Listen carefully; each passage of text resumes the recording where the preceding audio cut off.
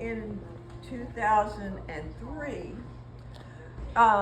they sent the National Guard from Springfield, here in town, to the Middle East. They were shipping them out to Afghanistan. And they said to us, they announced on the radio and the TV and everything, that if anybody was available, that to go and wave at these the men, and send them off to give them a good send-off. And so they lined the streets of Springfield. Well, we were on the other end where they're going to get on I-24. Right.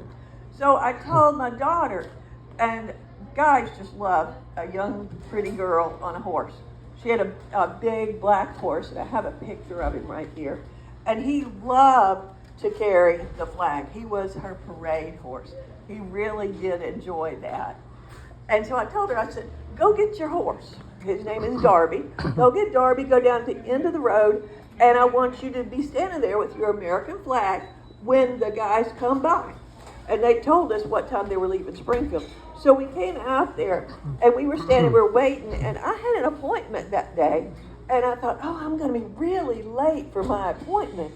But you know what? I think this is worth it, because these young men, they were going off to war. And the National Guard usually stays at home and guards the home front. So they never expected to be deployed. And so when you think about that, some of these people, young men, will not be coming back possibly. And so that's why I thought it was so important that my daughter give them a good send-off. So that she went down there to the end of the road. There was a grassy area where she could stand with her flag. Well, the bus came by with the young men in it, and they started whooping and hollering, and they jumped on the opposite side of the bus so they'd be close to her to get a better look. I thought that bus was going to turn over. Literally, these men were so excited to see her and the American flag and this beautiful black horse.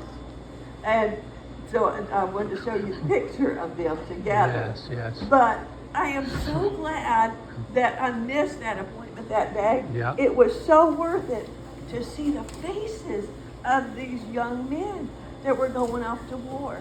And that is a memory that I will have forever.